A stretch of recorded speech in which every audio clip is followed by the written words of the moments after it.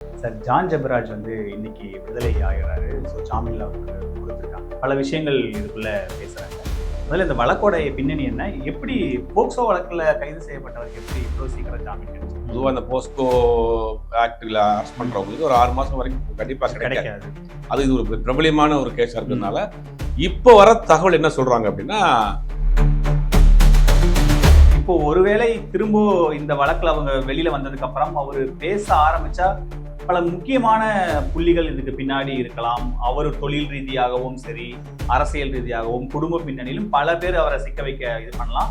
அவர் வாயை திறந்து சிக்க போற முக்கிய புள்ளிகள் எந்தெந்த ஏரியால இருக்க வாய்ப்பு இருக்குன்னு சந்தேகம் எனக்கு தெரிஞ்சு. ஆனா இன்னொரு பக்கம் இந்த அவர் கைது செய்யப்பட்ட உடனேவே எதிர்த்தரப்புல இருந்து ஜான் ஜெபராஜோட மனைவி பத்தின நிறைய விஷயங்கள் வெளியே வர ஆரம்பிச்சது. நிறைய விஷயங்கள் அவங்க பேச ஆரம்பிச்சாங்க.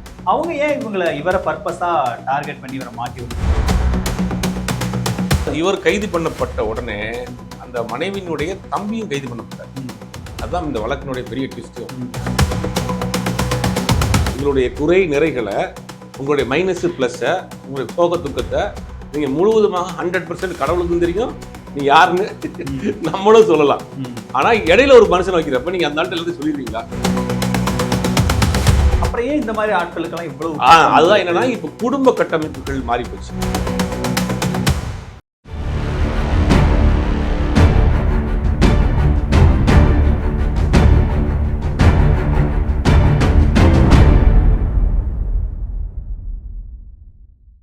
தமிழாஸ் நேயர்களுக்கு வணக்கம். இன்றைய சிறப்பு நேர்காணலில் நம்மோடு மூத்த பத்திரிகையாளர் திரு சுபேர் அவர்கள் இணைந்திருக்கிறார். அவரை வரவேற்று நிகழ்ச்சிக்குள் போகலாம். சார் வணக்கம். வணக்கம் சார். ஜான் ஜெபராஜ் வந்து இன்னைக்கு விடுதலை ஆகிறாரு. ஸோ ஜாமீன்ல அவருக்கு கொடுத்துருக்காங்க. சார் நிபந்தனைகளோட தான் ஜாமீன் கொடுத்துருக்காரு. இதுல முக்கியமா அவர் வெளியில வந்ததுக்கு அப்புறம் அவர் பேச போகும்போது பல முக்கியமான அரசியல் புள்ளிகள் வெளியே வரலாம். இந்த வழக்குல நான் எப்படி சிக்க வைக்கப்பட்டேன்னு அவர் பேசலாங்கிற மாதிரி பல விஷயங்கள் இதுக்குள்ள பேசுறாங்க. முதல்ல இந்த வழக்கோட பின்னணி என்ன? எப்படி போக்சோ வழக்குல கைது செய்யப்பட்டவருக்கு எப்படி இவ்வளவு சீக்கிரம் ஜாமீன் கிடைச்சது? அதாவது ஜான் ஜெபராஜ் வந்து ஒரு பாஸ்டர் மத போதகராக இருந்தாலும் கூட ஒரு ஷார்ட் டைம்ல ஒரு பெரிய வளர்ச்சி. அது கிறிஸ்டியானிட்டிக்குள்ள இருக்கக்கூடிய சில கட்டமைப்புகள் இருக்கு இல்லையா, அதெல்லாம் உடைச்சு இவர் என்ன பண்றாருன்னா, ஜீசஸ் எல்லாருக்கும் பொதுவானவர், இதுக்கு எந்த விதமான ஒரு கட்டமைப்பும் கிடையாது உருவாக்குறாரு. மற்றபடி அந்த அதுக்குள்ள இருக்கக்கூடிய அந்த ஆர்சிசிஎஸ் எல்லாருமே வரலாம் இங்க அப்படின்னு ஒரு விஷயத்த பண்றாரு. ரெண்டாவது, இந்த யங்ஸ்டர்ஸை கவர் பண்ற மாதிரி என்ன பண்றாருன்னா, அந்த பாட்டு இவரே கம்போஸ் பண்ணி இவரே பாடி அது ஒரு பெரிய வைபா கிரியேட் பண்றாரு. இவருடைய அந்த மீட்டிங்ஸ்லாம் ஆயிரக்கணக்கான மக்கள் திரள்றாங்க. ஒரு பெரிய அவர் இந்த உலக வரைபடத்தில் போகாத நாடே இல்லை. அந்த அளவுக்கு ஒரு 35 வயசுக்குள்ள ஒரு பயங்கரமான ஒரு பூம். பைபிள் காலேஜில் முடிச்சுட்டு வர்றாரு. கொஞ்ச நாள்ல இந்த பழமைவாத பாஸ்டர்ஸ்லாம் இருப்பாங்க இல்லையா, அவங்களாம் இவருக்கு ஆரம்ப காலங்களில் இவரை பிளாக் பண்றாங்க, உள்ள பெருசா விடாம. அதே மாதிரி அடிச்சு வந்துட்டு ஒரு பெரிய உச்சத்துக்கு போறாரு. உச்சத்துக்கு போறப்ப இவர் என்ன பண்றாரு அப்படின்னா, ஆல்ரெடி இருக்கக்கூடிய அந்த பாஸ்டர்ஸ் அவங்களாம் கொஞ்சம் விமர்சனம் பண்றாரு. அவங்கெல்லாம் பழைய ஆட்கள் அப்படிங்கிற மாதிரி அவர்களை விமர்சனம் பண்றாரு.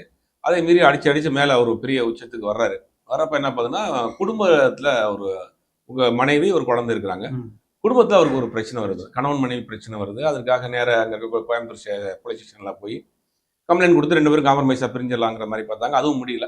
அதற்கு பிறகு அந்த 2 பேரும் ஒன்னாவே போய் இப்போ டிவோர்ஸ் அப்ளை பண்ணியிருக்காங்க. இந்த கேஸ் பெண்டிங்ல இருக்கு. இந்த நேரத்துல தான் பாத்தீங்கன்னா திடீர்னு போஸ்கோ கேஸ்ல இவரை வந்து கைது பண்ணியிருக்காங்க. இது யாருன்னா, இந்த மனைவியோடைய சொந்த அண்ணன் பையனும் தங்கச்சி பொண்ணு வந்து அவங்கள வந்து ஒரு பொது இடத்துல வச்சு, ஒரு பர்த்டே பார்ட்டியில வச்சு ஒரு கிஃப்ட் கொடுத்துட்டு கிஸ் பண்ணியிருக்காரு. இவர் ஒரு மத போதகராக இருக்காரு, அந்த குழந்தைய சின்ன வயசுல இருந்து பார்த்துருக்காரு அப்படிங்கிற அந்த அடிப்படையில் கொடுத்துருக்காரு. அந்த ஃபோட்டோஸ்லாம் வச்சுக்கிட்டு இந்த அப்யூஸ் பண்ணிட்டாருங்கிற மாதிரியான ஒரு கம்ப்ளைண்ட் கொடுத்து, அது 1.5 வருஷத்துக்கு முன்னாடியே கொடுத்து அதில் ஆதாரம் அந்த கேஸை வித்ட்ரால் பண்ணி, அதுக்கு பிறகு திருப்பி இந்த கேஸை போட்டு அது ஃபைல் பண்ணி, அதுக்கு பிறகு கேஸ் ஃபைல் ஆயிடுச்சுன்னு தெரிஞ்சோடனே ஒரு ஆளு கொஞ்சம் அப்ஸ்டாண்டிங் ஆகிறாரு. அதுக்கு பிறகு தேடி கண்டுபிடிச்சு இப்போ அரெஸ்ட் பண்ணாங்க. ஒரு 35 நாள்லயே இப்போ ஜாமீன் கிடைச்சிருக்கு. பொதுவாக இந்த போஸ்கோ ஆக்டில் அரெஸ்ட் பண்றவங்களுக்கு ஒரு 6 மாசம் வரைக்கும் கண்டிப்பா கிடைக்காது. அது இது ஒரு பிரபலியமான ஒரு கேஸா இருக்கிறதுனால இப்போ வர தகவல் என்ன சொல்றாங்க அப்படின்னா, அந்த வாக்குமூலம் கொடுத்த அந்த பெண்கள் வந்து வித்ட்ரால் பண்ணிட்டாங்க. ஓகே, பிறல் சாட்சியா மாறிட்டாங்க. ஆமா. ஆரம்பத்துல இருந்தே அந்த ஃபேமிலி சைட்ல இருந்து இவருக்கு சப்போர்ட், அதாவது ஜான் ஜெபராஜ் சப்போர்ட்டா இருக்காங்க. அந்த பொண்ணோட குழந்தையோட அம்மா அப்பாவெல்லாம் ஜான் ஜெபராஜ் சப்போர்ட்டா இருந்திருக்காங்க. இப்ப என்ன சொல்றாங்கன்னா, இப்ப அதை வந்து இது வந்து ஒன்றும் அஃபிஷியலா இல்லை, உள்ள இருந்து வரக்கூடிய தகவல் சொல்றாங்க. அவங்க வந்து ரகசியமா வந்து அவங்க அந்த விஷயத்த வந்து இது பண்ணிட்டாங்க. அதனாலதான் ஜாமீன் கிடைச்சிருக்கிற மாதிரி ஒரு தகவல் இருக்கு. ஜாமீன் கிடைச்சி இன்னைக்கு வெளியே வரப்போறாரு. வெளியில இவர் கைது பண்ணப்பட்ட உடனே ம், அந்த மனைவியினுடைய தம்பியும் கைது பண்ணப்பட்டார். ம், அதுதான் இந்த வழக்கினுடைய பெரிய ட்விஸ்டும். ம். இது வரைக்கும் இவர் தான் ஃபுல் அண்ட் ஃபுல் இவர் மேல இந்த ஃபோக்கஸ் ஆமா. வந்து இவர் தம்பியை கைது பண்ணியிருக்காங்க. இன்னும் 2 பேரை வந்து தேடிக்கிட்டு இருக்காங்க. அவங்களும் தலைமறைவா இருக்காங்க. ம், இப்ப தொடர்ச்சியாக அதாவது இவர் தவறு பண்ணா இவர் மட்டும் கைது பண்ண பரவாயில்ல. எதுக்கு அவங்க மனைவியோட தம்பி கைது பண்ணணும்? ம், அப்படிங்கும்போது அதுக்குள்ள ஒரு சின்ன ஒரு ஒரு கதை இருக்கு. அதுக்குண்டான ஒரு வேலையெல்லாம் அவரே வெளியில வந்து சொல்லுவாரு. ம், இது என்ன நடந்திருக்கு அப்படின்னு. சரி, யாரையோ ஒரு காப்பாத்தப்ப இவர் மாட்டிக்கிட்டாரு ம், அப்படிங்கிற மாதிரி அவர்களுடைய ஆதரவாளர்கள் நிறைய குற்றச்சாட்டை வைக்கிறாங்க. ம், இப்ப நீதிமன்றத்துல இவர்கள் எடுத்து வைத்த வாதம் நீதிபதிகளுக்கு திருப்திகரமாக இருந்ததால இப்ப இந்த கேஸ்ல இவருக்கு ஜாமீன் கொடுத்துருக்காங்க. ம். கண்டிஷன் பெயில் தான். ம். அதனால வெளியில வந்திருக்கிறாரு. நீ வந்த பிறகு இந்த கண்டிஷன்ஸ் எல்லாம் முடிஞ்ச பிறகு இவர் பேச ஆரம்பிச்சாதான் இதனுடைய கேஸினுடைய உண்மையான தன்மை என்னங்கிறது தெரியும். இப்ப இதுல என்னன்னா ஒரு கண்டிஷன் பெயில் தான் அப்படிங்கும்போது இவரு வெளியில வந்து பேசி இந்த வழக்கு தொடர்பா பேசக்கூடாதுங்கிற சில நிபந்தனைகளோட தான் கொடுப்பாங்க. ஏன்னா வழக்கு நிலுவையில இருக்கும்போது. அப்போ இவர் பேசுறது எப்படி நம்ம கோர்ட் அலோவ் பண்ணுவாங்க? இவர் எப்படி பேச முடியும்? இதுல யார் யாரெல்லாம் அப்புறம் சிக்குவாங்கன்னு எப்படி தெரியும்? இல்ல இப்ப ஒருவேளை அந்த குழந்தை வந்து அந்த கேஸை வந்து வித்ட்ரால் பண்ணியிருந்தா ம், கேஸே நிக்காது. ம். கண்டிஷன் பெயில்ங்கிறது இப்போ ஒரு ஒரு ரெகுலரா கொடுக்க மாட்டாங்க. ஓகே. கண்டிஷன்ங்கிறது ஒரு ஒரு மாசத்துக்கோ 15 நாளைக்கோ 20 நாளைக்கு அப்ப கண்டிஷன் இது பண்ணிட்டாங்கன்னா அவங்க இவர் திரும்ப தரப்பு petition விளக்கத்தை போடுவாங்க. கொடுக்கலாம்ல. ம், இவர் தரப்பு விளக்கத்தை பத்திரிகைகளையோ தொலைக்காட்சிகளையோ ம், அவருடைய ஆதரவாளருக்கு இவர் தரப்பு விளக்கத்தை சொல்றதுக்கு எந்த விதமான தடையும் இருக்காது. ம். அப்ப அப்படி பேசலாம்ல. ஆனா இன்னொரு பக்கம் இந்த அவர் கைது செய்யப்பட்ட உடனேவே எதிர்த்தரப்புல இருந்து ஜான் ஜபராஜோட மனைவி பத்தின நிறைய விஷயங்கள் வெளியே வர ஆரம்பிச்சது. நிறைய விஷயங்கள் அவங்க பேச ஆரம்பிச்சாங்க. அவங்க ஏன் இவரை பர்பஸா டார்கெட் பண்ணி இவரை மாட்டி விடணும்னு நினைக்கிறாங்க? அவங்க குடும்ப சிக்கல் மட்டும்தான் காரணமா என்ன? இல்ல அததான் இருக்கும் அப்படின்றாங்க. ஏன்னா இது 1.5 வருஷத்துக்கு முன்னாடி நடந்த ஒரு சம்பவம்ன்றாங்க. அதுவும் பொது வெளியில ஒரு பர்த்டே பார்ட்டியில நடந்த ஒரே ஒரு போட்டோ எவிடன்ஸ். பொதுவாக இந்த மாதிரி மத ரீதியாக செய்யக்கூடிய சாமியார்களா இருக்கட்டும், மத போதகர்களா இருக்கட்டும், இந்த மாதிரி ஏதாவது ஒரு கேஸ்ல மாட்டாங்கன்னா வரிசையா மாட்டுவாங்க. ம். என்ன பண்ணாரு ஒன்ன பண்ணாரு வரிசையா. ஆனா இவர் கேஸ்ல ஒரே ஒரு போட்டோ எவிடன்ஸ் மட்டும் தானே இருக்கு. ஓகே. இவர் நிறைய வெளிநாடுகளுக்கு போறாரு, நிறைய இவருக்கு ஃபாலோவர்ஸ் இருக்காங்க, இவருக்கு பெரிய ஃபேன் ஃபாலோவர்ஸ் மாதிரி பெரிய கூட்டமே இருக்கிறாங்க. அந்த மாதிரி யாருமே இவருக்கு மேல ஒரு கம்ப்ளைண்ட்டோ இவர் மேல ஒரு அலிகேஷனோ சொல்லலையே. ம். அப்படிங்கும் போது இந்த ஒரே ஒரு கேஸ், இந்த ஒரே ஒரு போட்டோ வச்சு தான் இவங்க பண்றாங்க அப்படிங்கிற போது தான் இப்ப பெரிய சந்தேகமா இருக்கு. ம். நீதிமன்றம் வந்து ஜாமீன் இந்த போஸ்கோ ஆக்ட்ல ஜாமீன் கொடுக்குறாங்கன்னா ம். அப்ப இதை வெளியில போனா இந்த சாட்சிகளை கழிச்சிட மாட்டாரு, இதுல எதுவும் வேற பிரச்சனை வந்துடாது. இல்ல அவரு தரப்புல இருந்து இன்ஃப்ளூயன்ஸும் பண்ணியிருக்கலாம்ல. நீங்க சொன்ன மாதிரி பல்வேறு தரப்புல உலக நாடுகள் சுத்துறவரு எவ்வளவு தொடர்புகளோட இருப்பாரு. அவங்க தரப்புல இருந்தும் இன்ஃப்ளூயன்ஸ் பண்ணியிருக்கலாம்ன்ற ஒரு விமர்சனமும் இருக்கும். இல்ல இன்ஃப்ளூயன்ஸ் பண்ணியிருந்தாலும் கூட நீதிமன்றம் இந்த போஸ்கோ வழக்கை பொறுத்த வரைக்கும் அதை கொஞ்சம் அவங்க வந்து நியூட்ரலா தான் பண்ணுவாங்க. ஓகே. ஏன்னா சரி, கொஞ்சம் வெளியில வந்துருச்சு இந்த sensitive-ஆ கேஸ். இருக்கும். சென்சிட்டிவான கேஸுங்களே, அது பிரபலியமான கேஸ் ஆகிப்போச்சு. ம். ஊடகங்கள்லாம் தொடர்ந்து இதை பத்தி பேச ஆரம்பிச்சிட்ட போது அதை வந்து உடனே கொடுத்தாரு. இப்ப நீதிபதிகளுக்கு இந்த வழக்கின் மீது ஏதோ ஒரு நம்பிக்கை செய்திருக்க மாட்டாருங்கிற நம்பிக்கை வந்ததுனாலதான் அவருக்கு ஜாமீன் கொடுத்திருக்காங்க. இப்போ ஒருவேளை திரும்ப இந்த வழக்குல அவங்க வெளியில வந்ததுக்கு அப்புறம் அவரு பேச ஆரம்பிச்சா பல முக்கியமான புள்ளிகள் இதுக்கு பின்னாடி இருக்கலாம். அவர் தொழில் ரீதியாகவும் சரி, அரசியல் ரீதியாகவும், குடும்ப பின்னணியிலும் பல பேர் அவரை சிக்க வைக்க இது பண்ணலாம். அது காரணம் இவரோட இந்த புகழ் தான். அவரோட இவ்வளவு பெரிய கிடைக்கிற இந்த ரீச், அதுக்கு கிடைக்கிற அந்த ரெஸ்பான்ஸ், பணம் எல்லாமேன்ற மாதிரி சொல்லும்போது அவர் வாயை திறந்து சிக்க போற முக்கிய புள்ளிகள் எந்தெந்த ஏரியால இருக்க வாய்ப்பு இருக்குன்னு சந்தேகம். எனக்கு தெரிஞ்சு குடும்பத்தில் இருக்கக்கூடிய சிலர் மாட்டுவாங்கன்னு நினைக்கிறேன். குடும்பத்தில் இருக்கக்கூடிய ஆல்ரெடி இப்ப அவங்க மச்சன் மாட்டினதே இவர் கொடுத்த வாக்குமூலன்ற மாதிரி தான் சொல்றாங்க. இவருக்கு ஒரு முக்கியமான விஷயத்தை அவர் சொன்னதுனாலதான் மாட்டினாங்க. அது மாதிரி ஃபேமிலி சைட்ல இருந்து இருக்கு வாய்ப்பு இருக்கு. இன்னொரு எதிர்த்தரப்புல இருக்கக்கூடிய இன்னொரு மாதிரியான அவர்கள் சார்ந்த ஆட்கள்லயே சில பேர் இவருக்கு பிடிக்காத ஆட்கள் இருக்கிறாங்க. அவங்களும் உள்ள இருந்து ஏதோ இன்ஃபுளுன்ஸ் பண்ணியிருப்பாங்கன்றாங்க. மேஜரா வந்து குடும்பத்தில் நடந்த பிரச்சனை தான். வெளியில இருந்து கூட 2வது தான் வந்திருக்கும். மேஜரா குடும்பத்துக்குள்ள நடந்த ஒரு பிரச்சனை அது இவ்வளவு தூரம் வந்திருக்கு. ஒருவேளை இந்த புகழ் வெளிச்சம் இந்த டிவோர்ஸுக்காக அவங்க அப்ளை பண்ணதுக்கு அப்புறம் இவரோட இந்த ரீச், இந்த புகழ் வெளிச்சம் தான் இவர் எப்படியாவது மட்டுப்படுத்தணுங்கிறது தான் இவங்களோட நோக்கமா இருக்கு. இப்ப உங்களுக்கு ஒரு மனிதனுடைய அந்த கேரக்டரை வந்து அசாசினேட் பண்ணிட்டா இவருக்கு மெயினா அந்த கேரக்டரை வச்சுதான் சமுதாயத்துல ஒரு பெரிய மனிதராக இருக்கிறாரு. இப்ப எதை சொல்லி இவரை காலி பண்ணலாம்? பண ரீதியாக காலி பண்ணா எந்திரிச்சு வந்துடலாம். இல்ல ஏதாவது இப்ப இடம் வாங்கி இருக்கிறாரு, இப்ப பணத்தை ஏமாத்திட்டாரு, சீட் பண்ணிட்டாரு அப்படின்னு சொன்னா கூட பல விஷயங்கள்ல வந்துடும். நேரடியாக ஒரு சமுதாயத்துல ஒரு போதகம் பண்ணக்கூடிய ஒரு இடத்துல இருக்கிறவரை எதை சொன்னா காலியாகும். அதுவும் வேற ஒரு கேஸா இருந்தா கூட பரவாயில்ல. வேற ஒரு பொண்ணை காதலிச்சாரு, திருமணம் பண்ணாம விட்டுட்டாரு அப்படின்னா கூட அது பெருசா வராது. ஒரு குழந்தைங்க இது மாதிரியான விஷயம் பண்ணாருன்னா நேரடியாக இவருக்கு வந்து அந்த இமேஜ் காலியாகும். இப்ப இவருடைய இமேஜை சரிக்கணுங்கிறதுக்காகவே பண்ண மாதிரி தானே இருக்கு. இப்ப இந்த விஷயத்தை பொறுத்தவரைக்கும் ஒரு இமேஜை காலி பண்ணணும். மொத்தமாக இனிமேல் அவர் இந்த மாதிரியான ஒரு புகழ் வெளிச்சத்துக்கு வரவே இவருக்கு கிடைக்கக்கூடிய அந்த மாதிரி மரியாதை மதிப்பெல்லாம் இருக்கக்கூடாதுங்கிற ஒரு நோக்கத்தோடு செய்யப்பட்டது மாதிரி தான் இருக்கு. ஆனா விசாரணை நடந்துட்டு இருக்கு. உண்மையிலே யார் தவறு செய்தாங்கிறது நீதிமன்றம் தான் முடிவு பண்ண போகுது. ஆனா வரக்கூடிய தகவல்கள் அவருடைய ஆதரவாளர் சொல்றது, இவங்க 2 தரப்பு ஆதரவாளர் சொல்றதை நம்ம கேட்டோம். கேட்டுட்டு தான் ஓரளவுக்கு இதை ஸ்டடி பண்ணி பேசுறோம். இவங்க தரப்புல சொல்றாங்கன்னா அவரை பத்தி உங்களுக்கு ஒன்றும் தெரியாது, நிறைய விஷயங்கள் இருக்குன்னு அவங்க தரப்புல சொல்றாங்க. அது என்ன செஞ்சாருன்னு சொல்ல மாட்டேங்கிறாங்க. அந்த ஆதாரத்தை பொது வெளியில கொடுத்துடலாமே. ஏன்னா அவங்க மனைவி தரப்புலையும் அவர் அலிகேஷன் வரும்போது அவங்க அதுக்கு பெரிய தரப்பு எதுவும் பண்ணல, விளக்கமும் கொடுக்கல, ஆதாரம். அதனால சந்தேகம் வலுவா இருக்கு. ஒருத்தர் குற்றச்சாட்டு சொல்றீங்க அப்படின்னா ஒரு வரிசையா சொல்ல ஆரம்பிப்பாங்க. எதுவுமே இல்ல, வாய் வழியா தான் சொல்றாங்க. அப்படிங்கும் போது அது சந்தேகம் வலுவா இருக்கு. இவர் தரப்பு இவர் ஆதரவாளர்கள் சொல்றாங்க நிறைய வந்து சேரிட்டபிள் நிறைய பண்ணிட்டு இருக்காரு, நிறைய உதவிகள் செஞ்சுட்டு இருக்காரு, நிறைய படிக்க வச்சிருக்காரு, ஜாதி மதங்களை தாண்டி பண்ணிட்டு இருக்காரு. அவர் ஒரு ஜூம் மீட்டிங் டெய்லி ஒரு 8 மணிக்கு கண்டக்ட் பண்றாரு. அதுல வந்து எல்லாமே வர்றாங்க, எல்லாரும் சமூகத்தை சேர்ந்தவங்க வர்றாங்க. அது ஒரு மெடிடேஷன் சென்டர் மாதிரி அதை கொண்டு போயிட்டு இருக்காரு அப்படிங்கிற மாதிரி சொல்றாங்க. அதனால அவங்க போன ஆட்களும் சொல்றாங்க, இந்த மாதிரி நாங்க போனா எங்களுக்கு ஒரு சாட்டிஸ்ஃபேக்ஷனா இருக்குங்கிற மாதிரி சொல்றாங்க. பெருசா கம்ப்ளைண்ட் வரல. இந்த ஒரு கம்ப்ளைண்ட் தவிர வேற எந்த கம்ப்ளைண்ட்டுமே அவர் சம்பந்தமான ஆட்கள் வரலையே. அதனால சந்தேகம் வலுவா இருக்கு. ஒரு பக்கம் அவரு நீங்க இந்த மதம் தொடர்பான புனிதம், மதம் இது தொடர்பான இதெல்லாம் பண்றாரு.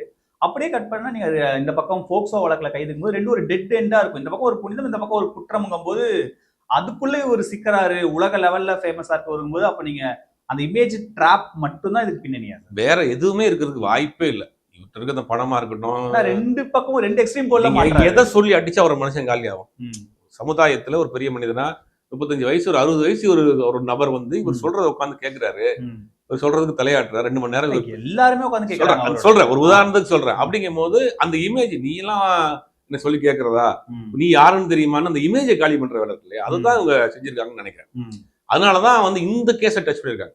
உதாரணத்துக்கு நீங்க போலீஸ்ல மாற்றா அவங்களுக்கு என்ன பண்ணுவாங்கன்னா, சில அட்வொகேட்ஸ் போலீஸ் சில பேர் ஐடியாவை கொடுப்பாங்க, இந்த கேஸ்ல எல்லாம் நீங்க சொல்லுங்க, இப்படிலாம் எழுதுங்க அப்படின்னா தான் அந்த கேஸ் ஸ்ட்ராங்கா இருக்கும்னு சில பிட்ட போடுவாங்க. அப்ப இது யாரோ ஒரு திட்டமிட்டு இவருடைய இமேஜை காலி பண்றதுக்காக பிளான் பண்ணி பண்ண மாதிரி தான் இருக்கு.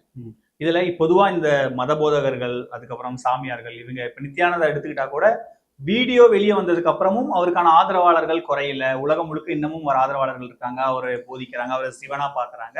அவருக்கான மவுஸ் அப்படியே சிட்டிசன்ஷிப் கொடுக்குறாரு, சிட்டிசன்ஷிப் கொடுக்குறாரு, தனி நாடு வச்சிருக்கிறதா சொல்றாரு. இந்த பக்கம் இவங்க இப்போ வெளியில வராரு, ஜாமீன்ல விடுதலை ஆகிறாரு, திரும்பவும் இந்த மாதிரியான விஷயங்களை பண்ணதான் போறாரு, பண்ண போறாரு. சோ அப்ப இந்த மாதிரியான குற்றச்சாட்டுகள் வைக்கிறது, அவரை இமேஜ் டிராப் பண்ற மாதிரி விஷயங்கள் இந்த ஆதரவாளர்கள் மத்தியிலையும் சொசைட்டி மத்தியிலையும் பெரிய அளவுக்கு எடுபடுறது இல்லையோ? எடுபடலன்னு தெரிஞ்சும் ஏன் அதை பண்ற? அதாவது இன்னைக்கு லைஃப் ஸ்டைலே மாறி போச்சு. நம்ம சொல்றதை கேட்கறதுக்கு ஒரு ஆள் இல்ல. அதாவது தன்னுடைய குறைகளை, தன்னுடைய கஷ்டத்தை, சோகத்தை சொல்றதுக்கு கேட்கறதுக்கு ஒரு ஆள் இல்ல. அதை கேட்டு நல்லா ஆயிருவேன்னு சொல்றதே அது பெரிய, அவங்களை வந்து ஒரு கடவுளுக்கு ஈக்குவலா பாக்குறாங்க. ஓகே, எனக்கு தெரிஞ்சு பெர்சனலா நான் என்னுடைய ஒப்பீனியன் என்னன்னா, நீங்க ஒரு கடவுளுங்கிற ஒரு இமேஜை வந்து நீங்க வந்து இது பண்றீங்க, ப்ரேயர் பண்றீங்க, கோயிலுக்கு போறீங்க, சர்ச்சுக்கு போறீங்க, மசூதிக்கு போறீங்க. அப்ப அது வந்து எங்க இருக்கு, எப்படி இருக்குங்கிறது தெரியாது. உங்களுடைய ஒரு கற்பனை தான். நமக்கு ப்ரேயர் பண்ணோம், நம்ம கோயிலுக்கு போறோம், நமக்கு சர்ச்சுக்கு போறோம், மசூதிக்கு போறோம்னா எனக்கு அங்க போயிட்டு வந்தா எனக்கு ஒரு நிம்மதி கிடைக்கும். இது யாருக்காவது தெரியுமா? யாரா பார்த்துருக்காங்களா? கிடையாது. அப்போ ஒரு நம்பிக்கை, எனக்கு அங்க போனா ஒரு அமைதியை கிடைக்குது, நம்பிக்கை. இந்த 2 பேருக்குள்ள எதுக்கு 3வது ஆளை கொண்டு வரீங்கன்றதான் சிக்கல். வந்தாலே பிரச்சனை. சாமியார்களா இருக்கட்டும், மத போதர்களா இருக்கட்டும், எந்த மதமா இருக்கட்டும், நீங்க கடவுளுக்கும் உங்களுக்குமான ஒரு விஷயம். நீங்க அங்க போனா உங்களுக்கு மனசு திருப்தியா இருக்கு, நீங்க கடவுள்கிட்ட பேசினா உங்களுக்கு சரியா இருக்குங்கிறது இருக்கு. இதுக்கு எதுக்கு நீங்க 3வது ஆளை கொண்டு வரீங்க? இப்ப அங்கதானே சிக்கல். 3வது ஆட்களை எந்த மதத்துல வந்தாலுமே அதுல வந்து வேற மாதிரி தான் இருக்கு. இப்ப கடவுளுக்கு போகக்கூடிய அந்த கிரெடிட்டை இவங்க பாதி எடுத்துக்கிறாங்க. நடுவில் இருக்க நாங்க தான் இப்ப நான் என்கிட்ட சொன்னாதான் நாங்க உள்ள போக முடியுங்கிற மாதிரி இவங்க ஒரு கேட்டை போடுறாங்க. இந்த செட்டப்பே தப்பு. நீங்க வந்து கடவுளிடம் போய் நீங்க முறையிடுறீங்க அப்படின்னா உங்களுக்கும் கடவுளுக்குமான ஒரு ஹீலர் மாதிரி நடுவுல இருக்க மாதிரி இருப்பீங்க. அப்படி பாக்கலையா? எதுக்கு? கடவுளை விட ஹீலர் யார் இருக்கா உங்களுக்கு? கடவுளை விட பெரிய ஹீலர் யார் இருக்கா? நீங்க தனியா ஒரு இடத்துல உட்காந்து நீங்க மெடிடேஷன் பண்றீங்க, ப்ரேயர் தனியாவே பண்ணுங்கன்றேன். நீங்க எதுக்கு ஒரு கூட ஒருத்தர் மீடியேட்டர் வச்சிருக்கீங்க? உங்களுடைய ஃபீலிங் அவருக்கு முழுவதுமாக ஒரு மனிதன் நீங்க எல்லாத்தையும் சொல்லிட முடியுமா? கடவுள்கிட்ட சொல்லலாம். உங்களுடைய குறை நிறைகளை, உங்களுடைய மைனஸ் பிளஸ், உங்களுடைய சோக துக்கத்தை நீங்க முழுவதுமாக 100% கடவுளுக்கும் தெரியும், நீ யாருன்னு நம்மளும் சொல்லலாம். ஆனா இடையில ஒரு மனுஷன் வைக்கிறப்ப நீங்க அந்த ஆள்கிட்ட எல்லாத்தையும் சொல்லிடுவீங்களா? அப்புறம் ஏன் இந்த மாதிரி ஆட்களுக்கெல்லாம் இவ்வளவு? அதுதான் என்னன்னா, இப்ப குடும்ப கட்டமைப்புகள் மாறி போச்சு. முன்னெல்லாம் கூட்டு குடும்பமா இருக்கும், சாயங்காலம் வேலைக்கு போயிட்டு வந்தோம்னா வெளில பாட்டி இருக்கும், தாத்தா இருப்பாங்க, குழந்தைங்க இருக்கும், நிறைய குழந்தைகள் இருக்கும். அதுலயே நமக்கு டைம் ஸ்பெண்ட் பண்ணிடுவோம், கவலைகள் போயிடும். இப்ப நம்ம தனித்தனியாக மனிதன் வந்து வாழ பழகிட்டான், குடும்பங்கள் உறவுகள் சுருங்கி போச்சு. அப்படிங்கும்போது தன்னுடைய குறைகளை சொல்றதுக்கு யாரும் இல்லை.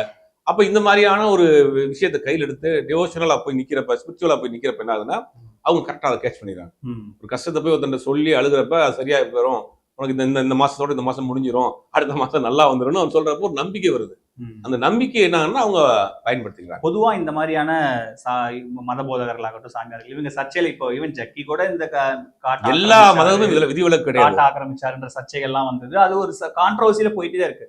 ஆனா அவர்களுக்கான கூட்டமும் அவர்களுக்கான அந்த மவுசும் குறையற மாதிரியான விஷயங்கள் நமக்கு களத்துல பார்க்கவே முடியல. இப்ப ஜான் ஜெபராஜ் வெளியில வந்துட்டாரு, அவர் ஆதரவாளர்கள் அவரை பார்க்க போறாங்க, கொண்டாட போறாங்கும் போது அப்ப இதுல அவர் இமேஜ் டிராப்பே இல்லையே. அப்ப இது ஃபெயிலியர் தானே அவங்க மனைவியோட அவங்க தரப்புல இருந்து ஃபெயிலியர். இந்த மாசம் வந்து 1 லட்ச ரூபா போட்டீங்கன்னா வாரம் 20,000 தரணும், ஒரு சீட் பண்ணல ஆரம்பிப்பாங்க. எம்எல்எம் மாதிரி. இது வந்து எனக்கு தெரிஞ்சு ஒரு 20 வருஷம் நடந்துட்டு இருக்கு. அப்பப்போ நம்ம செய்திகள் பார்த்துட்டு இருக்கோம், அப்பப்போ ஒரு குரூப் கிளம்புறது, அப்பப்போ ஏமாத்திட்டே இருக்காங்க. எவ்வளவு அவேர்னஸ் வந்தாலும் மக்கள் இந்த நோக்கி போயிட்டு இருக்காங்க, அந்த ஆசை நோக்கி போயிட்டு இருக்காங்க. அப்ப எத்தனை பேர் சாமியார்கள், மத குருமார்கள், இந்த மாதிரி போதகர்கள் மாட்டினாலும் திரும்ப திரும்ப மக்கள் வந்து அதை நோக்கித்தானே போறாங்க. அப்ப இவர் நல்லா இருப்பார், நல்ல ஆளோ, இவர் சரியான ஆளோ அப்படிங்கிற ஒரு தேர்தல் இருந்துகிட்டே இருக்கு. அது இவர்கள் பயன்படுத்துகிறாங்க. இவ்வளவு நேரம் உங்க நேரத்தை எங்களோட செலவழிச்சதுக்கு ரொம்ப நன்றி சார்.